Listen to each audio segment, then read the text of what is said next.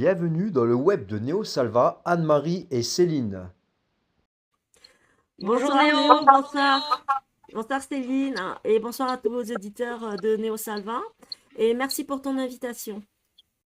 Alors le thème de la soirée c'est le pèlerinage de la résistance à Lourdes, le 26 le 27 octobre. Oui, alors j'ai été contactée par Céline de Action de Sang et je la remercie, qui il y a quelque temps avait souhaité prier pour les malades et pour les défunts, des victimes donc des injections géniques.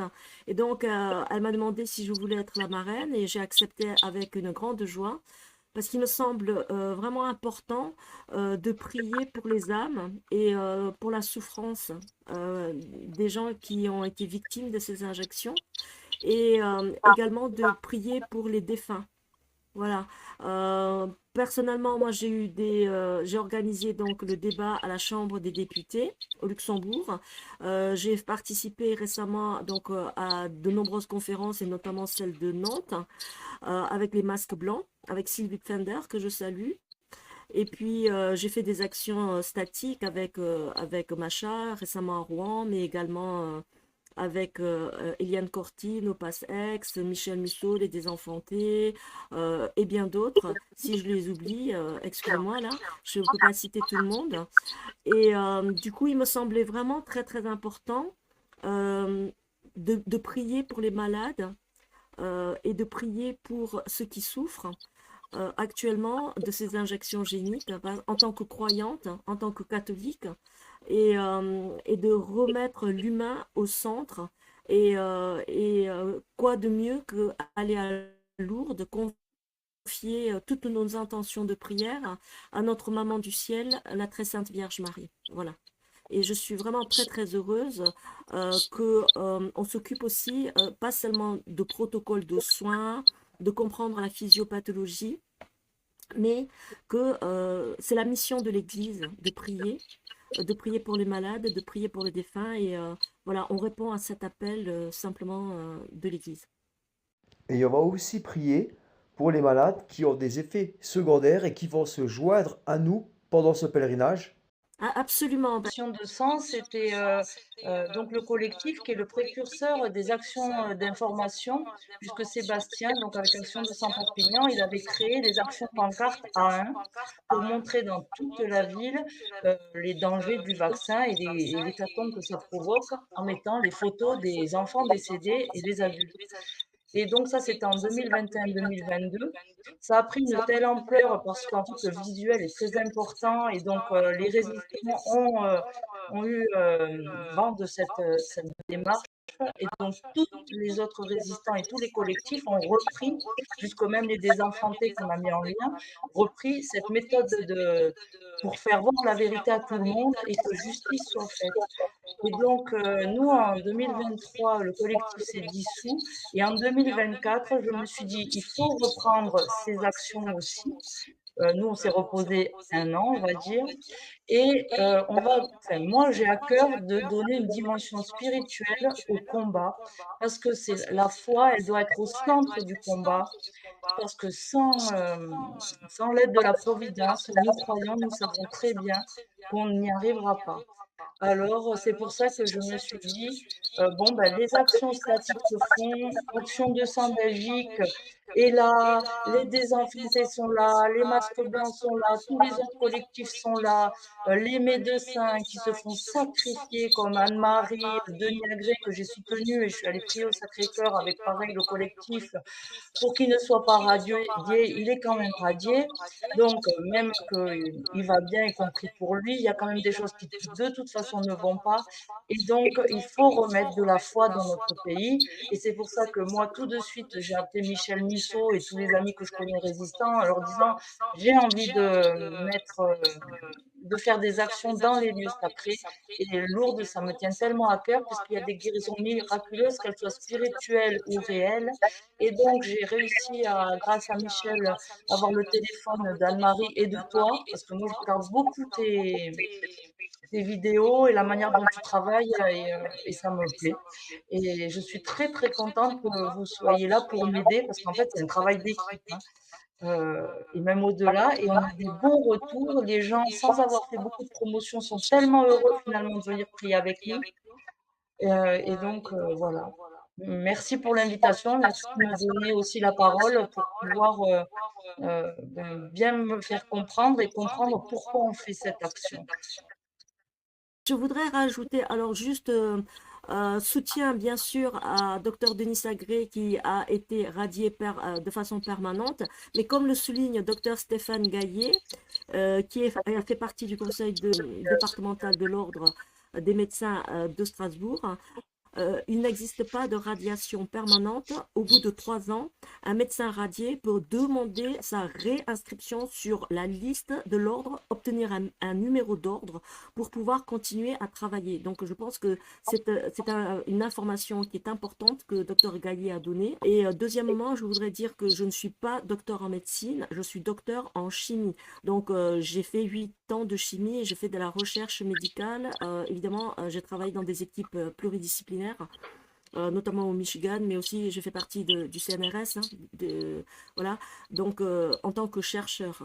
Donc je ne suis pas docteur en médecine, je suis docteur en sciences, chimiste. Voilà, juste je précise parce que c'est important d'avoir les titres corrects mis, parce que sinon on dit ah oui, voilà, il ne faut pas s'attribuer des titres qu'on n'a pas. Donc je ne suis pas docteur en médecine. Ceci dit, un grand soutien à Dr Agré et effectivement à tous les scientifiques, les médecins qui ont mis leur carrière en jeu, ça c'est sûr, ou même les avocats. On pense très fort à Gloriane qui a été radiée, elle aussi de façon permanente, qui a demandé l'asile politique, et on pense évidemment à Rainer Fulmich qui est en prison et qui est torturé. Donc on voit bien que le monde tourne à l'envers, hein. Et voilà. Heureusement, il y a une bonne nouvelle. En Slovaquie, vous savez qu'ils vont demander le retrait le retrait et l'interdiction du vaccin ARN messager, parce que ça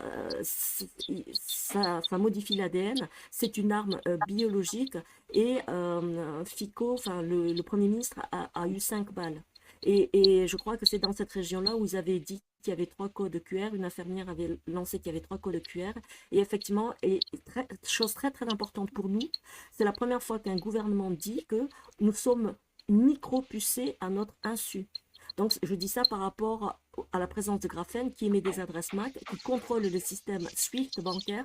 Et pour nous, c'est évident, dans le cadre du portefeuille d'identité numérique, c'est bien le 666 dont nous parle le livre de l'Apocalypse dans Apocalypse 13, versets 16 à 18. Donc, on a fait une émission là-dessus avec Néo qui a très bien marché, qui a plus de 28 000 vues sans rien faire, sans aucune publicité, sans rien du tout. Donc, les gens tranquillement regardent la vidéo, ça circule, sachant que les chiffres sont multipliés par 10. Et je crois qu'il est temps que les croyants, comme nous trois, nous sommes catholiques, voilà, nous avons la foi, et nous n'avons pas honte de dire que nous croyons en Dieu et que nous luttons de façon spirituelle. Là, je crois que récemment, Stanislas Berton est intervenu, lui aussi lors de la parution de son dernier livre, là, sur géopolitique profond. Je pense que de plus en plus de croyants ose dire ceci est le 666, et c'était très important que cette voix soit entendue et qu'on replace toute cette crise sanitaire comme origine, cette crise spirituelle. Donc le combat est bien spirituel et la révolution doit être spirituelle, elle doit se faire dans le cœur, et nous allons y arriver grâce au chapelet et grâce à la prière. Voilà. Et nous sommes très heureux d'avoir effectivement Néo avec nous, parce qu'il fait de superbes images avec le drone, il filme tous les pèlerinages, les messes, etc. Et vraiment, on est très heureux que ce soit toi qui... Oui, il les fait, les pèlerinages, il est dans le combat. Voilà. Et donc, c'est... J'ai très bien compris qu'il faut d'un côté combattre et de l'autre côté prier. Action et contemplation, c'est comme Marthe et Marie.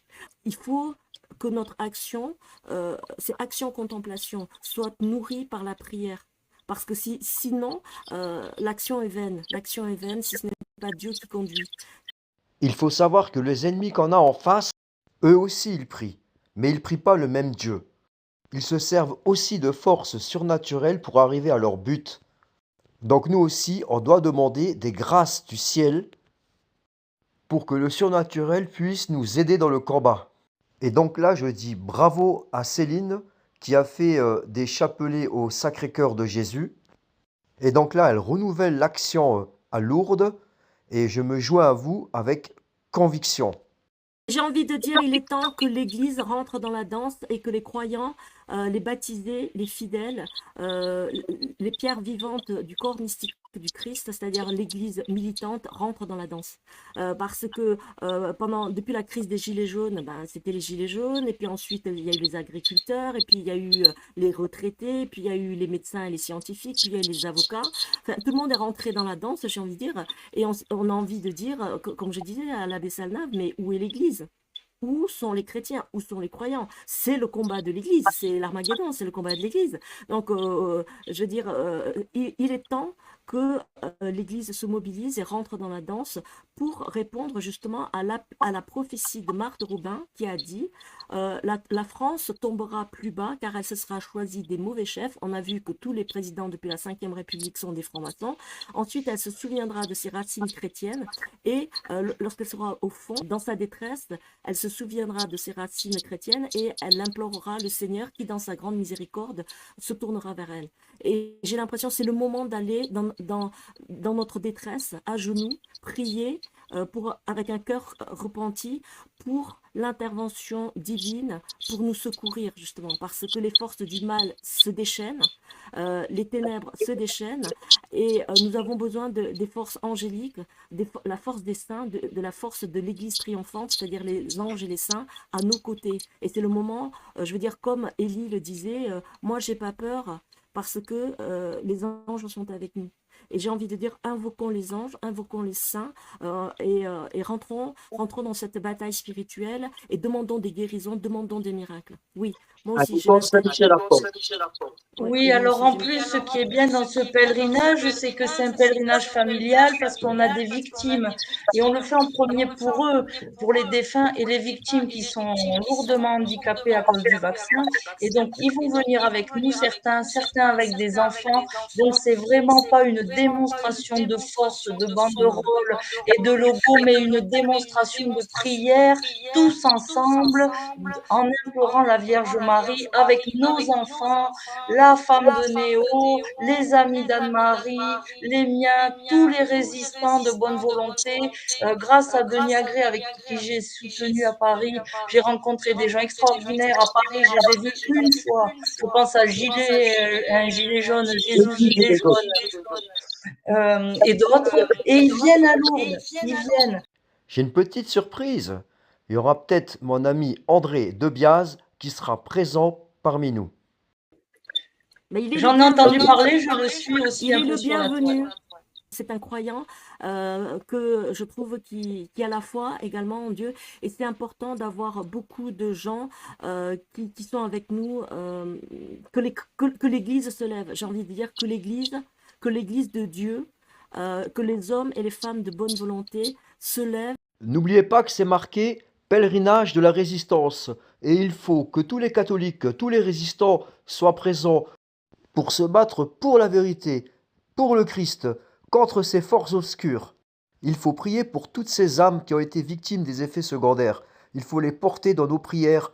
Ouais, c'est très important. Et moi, j'ai envie de dire, n'ayons pas peur de demander des guérisons miraculeuses. Miraculeuses et spirituelles. N'ayons pas peur. Des guérisons. Et puis, les gens, dans cette démarche-là, parce que je pense que il faut soigner le corps, mais on sait que la guérison du corps passe par la guérison de l'âme et passe par la guérison des blessures émotionnelles. Je pense que cette crise sanitaire pendant 4 ans a été d'une violence inouïe. On ne réalise pas encore, on ne prend pas la pleine mesure de l'attaque sur l'intégrité corporelle que nous avons subie. L'injection génique a été d'une violence inouïe. Et on ne fait que réaliser, on constate les dégâts sur les effets secondaires à moyen terme, puisque c'est 4 ans, mais sur le long terme, on ne sait toujours pas. Et donc, il y a cette modification génétique qui est en jeu. Et du coup, je pense qu'il y a une sorte d'angoisse qui est légitime de la part de ceux qui ont reçu cette injection. Et il faut être là psychologiquement pour eux, émotionnellement pour eux et spirituellement pour eux. Voilà, en reconnaissant que oui, ce sont des victimes, oui, ils ont été blessés, parfois tués, et qu'ils ont besoin d'une reconnaissance juridique, financière, que ce soit par l'ONIAM ou par le gouvernement. Et d'ailleurs, nous demandons aux politiques, puisqu'il y a un vide juridique par rapport à ces reconnaissances, de ne pas balayer ces effets secondaires sous des Covid longs. Ils ne viennent pas 2 millions d'injections de Covid long et 200 000 effets indésirables. Parce que il n'y a pas de déclaration d'effets secondaires. Donc, qui recense les Covid longs et comment distinguer un Covid long d'un effet post-injection? Donc, moi, je dis prudence dans les chiffres. Parce que c'est facile de dire, ouais, il y a 2 millions de Covid longs. Ça évite de dire, oui, il y a 2 millions d'effets indésirables. Sachant qu'à 50, normalement, on arrête l'expérimentation. Justement, là, je pensais à quelque chose, comme il faut faire preuve de charité et solidarité, hein, en tant que chrétien, quand même, si on doit se mettre en premier sur nous. Donc, moi, je suis très contente d'avoir avec moi Anaïg Koffé, qui a perdu donc son fils Abel, que depuis 2021, je connais, on est devenus très amis. Elle va être avec nous. En plus, elle est devenue croyante, catholique, pratiquante, et donc ça la touche encore plus de venir. Donc, j'appelle les Marseillais quand même à se mobiliser pour l'accompagner, pour qu'il y ait aussi un engouement de ce côté-là. Pareil en Belgique, collectif Action 200 Belgique de Marc Jérôme Beau, qui fait tellement de travail, il ne peut pas être partout, mais il va créer aussi des choses comme nous en Belgique. Et donc, Laurence aimerait bien venir, mais elle a besoin aussi de covoiturage, un peu d'aide pour que toutes les choses se fassent. Donc voilà, j'appelle vraiment tout le monde à se mobiliser, à s'entraider pour ça. Et comment ça va se passer, Néo? On est en pleine logistique. Le principal, c'est d'être nombreux, et là déjà, on va l'être.